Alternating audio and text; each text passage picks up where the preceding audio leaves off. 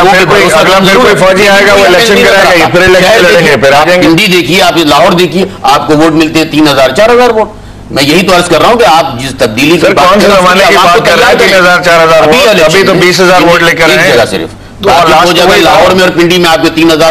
तो वही था सरकार। पीपी 160 आपका गढ़ है, पीपी 160 आपका गढ़ था नवाज शरीफ साहब का गढ़ में, घर में 20,000 वोट। इसका जवाब तो आप खुद पहले दे चुके हैं। गुजरात जरा मजबूत, मतलब कैंडिडेट बेशक मजबूत हो, वो सवाल मैं इनसे कर सकता हूँ, आगे खड़ा कौन था? नवाज शरीफ साहब का कैंडिडेट। हाँ, नहीं, मैं ये कह तो रहा हूँ ना, गुज़िश्ता 20 साल में ऐसा कोई चेंज नहीं है जो महसूस करें कि कोई सियासी पार्टी स्टैब्लिश होकर आई है। आपको एहसास होगा इंशाल्लाह उसका। अल्लाह करे अगर अवाम तब्दीली महसूस करते हैं, अवाम को समझते हैं चेंज लाना चाहिए, तो आपको भी अच्छी तरह पता है कि अवाम को तब्दीली चाहिए। आप किसी से बात कर रहे हैं, सवाल का जवाब दीजिए जो कह रहे हैं कि जी कैसे हो सकता है कि फाइनेंशियली, क्योंकि इस मुल्क का करप्शन जो है अवाम बहुत बड़ा मसला समझते हैं, कि फाइनेंशियली खान साहब पर इतना ट्रस्ट करें कि 2.05 अरब रुपए जो मैंने लास्ट पढ़ा वो इनके अकाउंट में आ गए हैं। शहबाज शरीफ साहब ने अपील की थी फंड की, चीफ मिनिस्टर फंड में इतने पैसे नहीं आए, गिलानी साहब ने की थी, उनके फंड में इतने पैसे नहीं आए।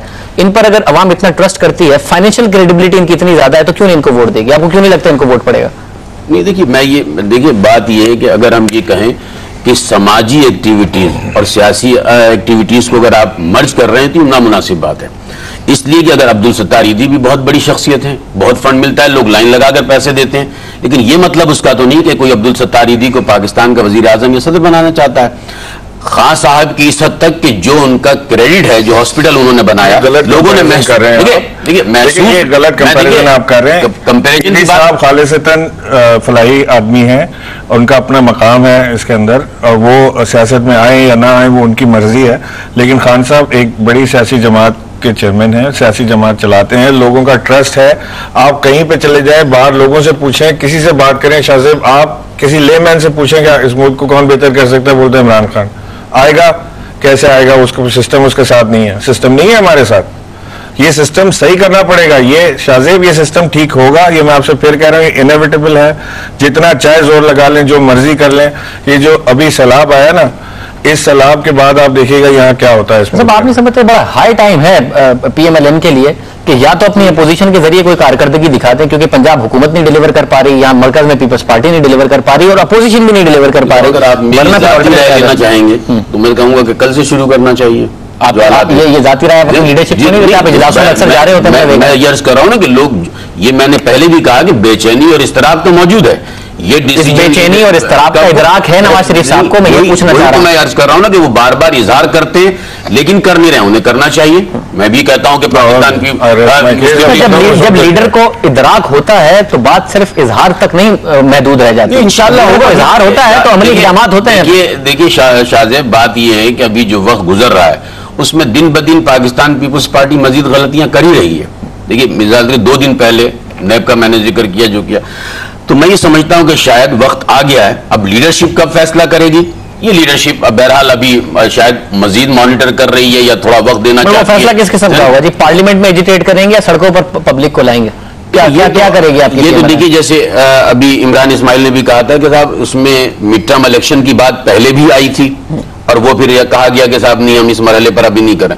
May be in house change हो, maybe mid term election हो, या फिर तहरीक के नतीजे में ये हो कि साहब हम तब्दीली की बात करें। मुझे तमाम ताकतें जो भी, मुझे इन हाउस चेंज में काफी सारी बातें नहीं समझ में आती ना जी। इन हाउस चेंज होता है तो गिलानी साहब जाते हैं, नवाज शरीफ साहब और जरदारी साहब अपनी जगह पर रहते हैं। और अगर इन हाउस चेंज होता है, सिंध में पीपल्स पार्टी की हुकूमत नहीं हिलती, पंजाब में पीएमएलएन की हुकूमत नहीं हिलती, सुबह खैबर पख्तूनख्वा में नहीं हिलता कुछ, बलूचिस्तान में शायद थोड़ी बहुत तब्दीली हो जाए, अगर एमकेएम सिंध में अलग भी हो जाए तब भी पीपल्स पार्टी की हुकूमत नहीं हिलती, तब्दीली आएगी इन हाउस चेंज से? कोई तब्दीली आ सकती है? कोई तब्दीली नहीं। फिर क्यों नवाज शरीफ साहब कह रहे हैं कि इन हाउस चेंज? एक प्रेस कॉन्फ्रेंस में उन्होंने कहा था इन हाउस चेंज, क्या तब्दीली आ सकता है इस मुल्क में आपके ख्याल में? देखिए, अगर डेमोक्रेटिक प्रोसेस को अगर अडॉप्ट किया जाता है और लोग समझते हैं कि इसके जरिए कुछ बेहतरी मुमकिन है, तो इससे बेहतर कि आप कोई अनडेमोक्रेटिक फैसला करें, आप उसको ले सकते हैं। मसलन जैसे अभी इन्होंने कहा कि अगर मिड टर्म इलेक्शन, तो ये एक डेमोक्रेटिक तरीक़ाकार है। तो अगर जो भी हाउस में अगर वुज़रा कारकर्दगी नहीं कर रहे हैं, उनकी बेहतर कारकर्दगी नहीं है, तो उसकी जिम्मेदारी तो प्राइम मिनिस्टर पर आएगी। ऐसा तो नहीं है ना कि नवाज शरीफ साहब इन हाउस चेंज के जरिए मिड टर्म इंतखाबात तक जाना चाहते हैं? इन हाउस चेंज आएगा, आपका अपना वजीर आजम आएगा, वो असेंबली डिसॉल्व करेगा और मिड टर्म होंगे। इन हाउस चेंज के जरिए मिड टर्म तक तो नहीं जाना चाहते ना नवाज शरीफ साहब, क्योंकि खुद तो असेंबली का हिस्सा नहीं है। इन हाउस चेंज करके खुद तो वजीर आजम बन नहीं सकते। लॉजिक ये हो सकती है कि जिनको जो जिम्मेदारियां तफवीज की गई हैं, जो वुज़रा हैं, जिनको इसलिए तो नहीं है कि सिर्फ गाड़ियों में घूमें और ऑफिसों में जाएं और शायद, बल्कि वो कोई रोल अदा करें। अगर अच्छी टीम आती है और वो बेहतर कारकर्दगी करती है तब्दीली के बाद, तो मैं समझता हूं कि ये फिर थोड़ा सा वक्त जो है 5 नाम दे दें अच्छी टीम के, 5 नाम दे दें अच्छी टीम के जो तब्दीली लाएगी। आपको अगर कहूं कि आप अपने इमरान खान साहब के बाद दूसरा नाम दे दीजिए, को नहीं मिलेगा, आप मुझसे 5 नाम पूछें। आपने तब्दीली की बात की, 5 नाम दे दें, आप दूसरा नाम दे जिन्होंने 2 दफा चलाई, मौजूद है, दूसरे मौजूद है, मुझे नजर आ रहा है आपके पास 5 नाम नहीं है, इनके पास दूसरा नाम नहीं है। मैं तो बोल रहा हूँ ना, सरताज अजीज मौजूद है, इसहाक डार मौजूद हैं, खुद जो है वो क्या नाम है नवाज शरीफ मौजूद हैं, जिन्होंने पार्लियामेंट में आने को तैयार नहीं है। मौजूद कहाँ है? अभी तो वो तो खत्म होने वाला है ना, इन हाउस चेंज आएगा और आप कहते हैं नवाज शरीफ साहब में वो लीडर मौजूद है जो इस मुल्क को मसाइल से निकाल सकता है। इन हाउस चेंज आएगा, नवाज शरीफ साहब पार्लियामेंट में नहीं है, हम फिर भी महरूम ही रहेंगे उस लीडर से। इन हाउस लीडर से महरूम नहीं, देखिए मैंने कहा इन हाउस तब्दीली से जो है वो वुज़रा की टीम बदल सकती है और कुछ बेहतरी पैदा हो सकती है, इस वजह से कि साहब ये चेंज है, कुछ बेहतर लोग आ जाए। अभी जिस हुकूमत पर नैबज़दा वजीर हों, खुद अंडर प्रेशर हों और फिर वो महसूस न कर रहे हो कि हम अपनी गवर्नमेंट चला के दे रहे हैं, तो इस सूरत में तब्दील करने की। पंजाब में कौन सी अच्छी टीम बना ली?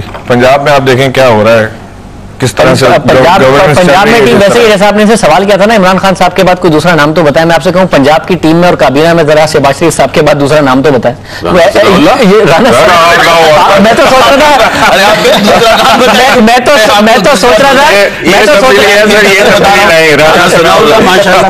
रहा था कि आप राना सनाउल्लाह साहब का नाम जानबूझ के नहीं लेंगे। ये वो शख्सियत है जिनका हर कोई इस्तीफा मांग रहा है, चाहे आपकी पार्टी के भी एक MNA साहब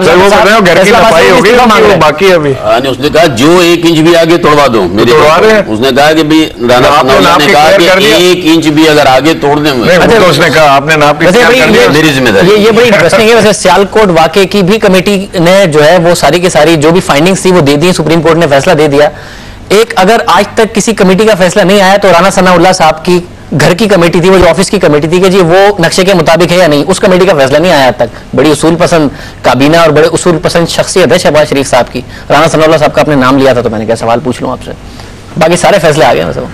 चलिए मैं मुझे तो खैर अभी कम्युनिकेट कर दीजिएगा पंजाब में, लेकिन बहरहाल मैंने जो लास्ट सुना था खुद राना सनाउल्लाह को, उन्होंने कहा साहब अगर एक जमीन मेरी आगे तो आप तोड़ दें। सर वो मेरे इंटरव्यू में उन्होंने कहा था। मैं कह रहा हूँ उस कमेटी का फैसला कब आएगा? वो कमेटी फैसला तो दे देना। शहबाज शरीफ साहब ने बनाई, खालिद मुमताज साहब, इमरान इस्माइल साहब, बहुत शुक्रिया आप दोनों आजाद शो में आए। शर्मिला फारूकी साहबा का शुक्रिया कि उन्होंने हमें कॉल पर शो में ज्वाइन किया था। तफसीलन गुफ्तगू हुई नाज़रीन हुकूमत के हवाले से, अपोजिशन की कारकर्दगी के हवाले से, ऑल्टरनेट क़यादत के हवाले से जो तहरीक इंसाफ को अपने अंदर नजर आती है, इमरान खान साहब में नजर आती है।